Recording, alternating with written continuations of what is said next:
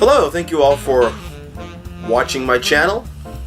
My name is Brian Hussar. This is where I talk about my passions of the Beatles, music, movies, and musical theater. Especially now because I'm in a play again.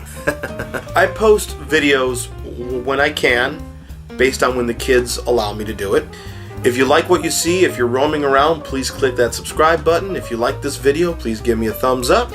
And since I am kind of in a musical theater mode, I kind of thought that I would do a video of rock opera concept albums that should be made into Broadway shows.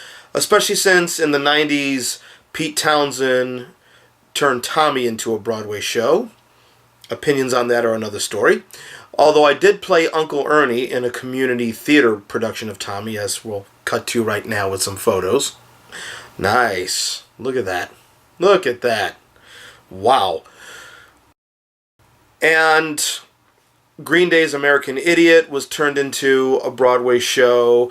Now, there were a number of rock operas in the wake of Tommy and Jesus Christ Superstar in the early 70s that have been lost in the ether. Some of them have never been recorded. Like there was Soon, a rock opera, which was Richard Gere's stage debut.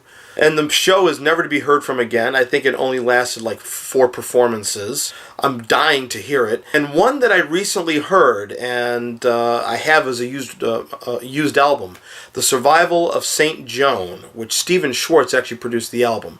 But these are albums that technically haven't been forgotten about, and I'm narrowing it to 4. So let's get started. Genesis, The Lamb Lies Down on Broadway. This was the last album of Genesis to feature the classic lineup of Peter Gabriel, Phil Collins on drums, Tony Banks on keyboards, Mike Rutherford on bass and rhythm guitar, and Steve Hackett on lead guitar.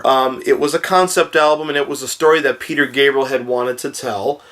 And basically it concerns a Puerto Rican street gang member by the name of Rael, who spray paints his name on a wall, and something overtakes Times Square, and he's sucked into some sort of underworld where he meets his brother, and he has to go through a room of 32 doors to find his way out, and he's in a room awaiting death, and he keeps seeing his brother again, and there's the grand parade of lifeless packaging, and he meets a creature called the Lamia, which is a 3-headed female snake-like creature, and makes love to it and then eats it, and then his member gets cut off, and he finds his brother in the rapids, and his brother turns out to be him, and whatever Peter Gabriel was going through.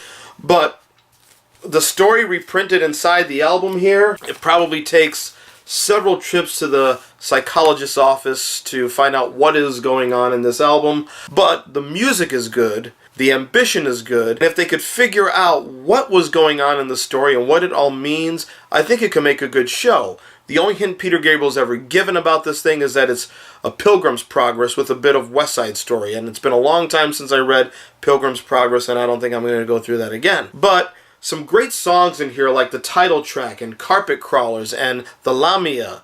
Some great stuff in here, and I think maybe with a touch of the avant-garde theater in here as well, it can make a pretty good show. Get on that, Broadway producers. Frank Zappa, Joe's Garage, Acts 1, 2, and 3. The story of the Central Scrutinizer, who's a futuristic robot police officer, telling a story to kids in school about the problems of rock music. And the main character in his presentation is Joe, and everything Joe goes through because of rock music. Starting a band, meeting a girl in church, and then the girl becoming a rock groupie, and then him.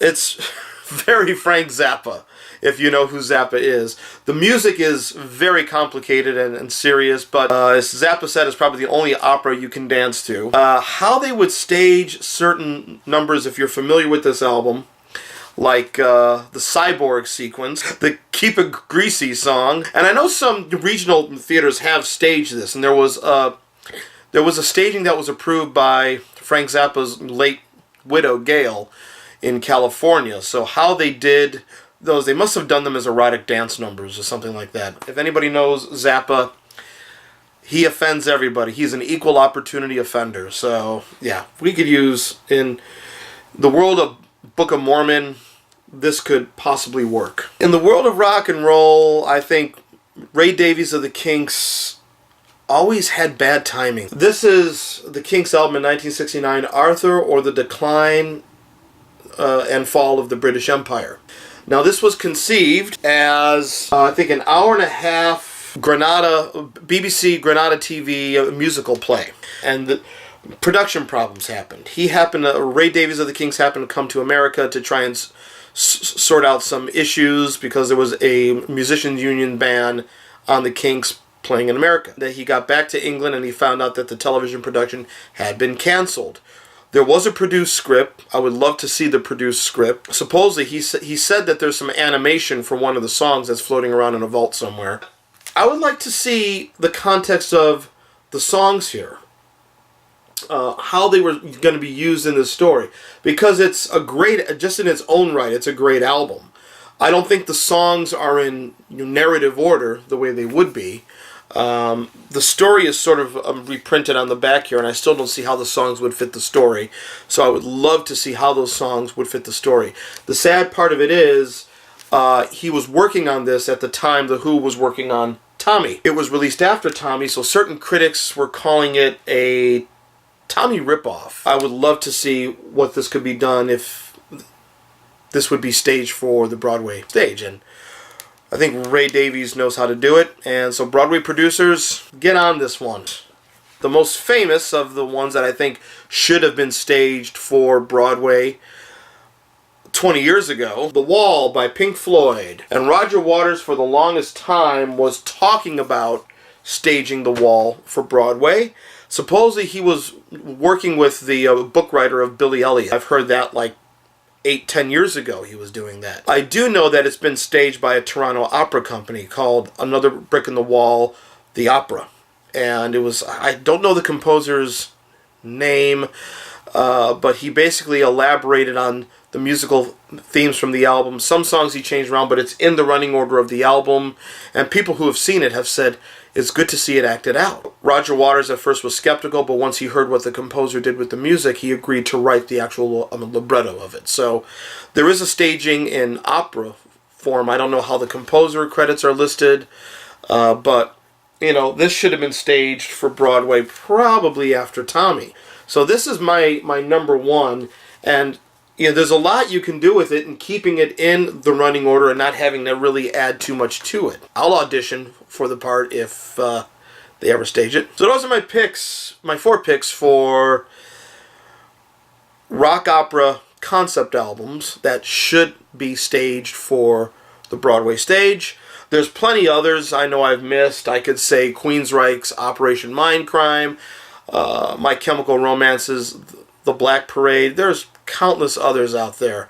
But if you have any thoughts on this, please leave me a comment below.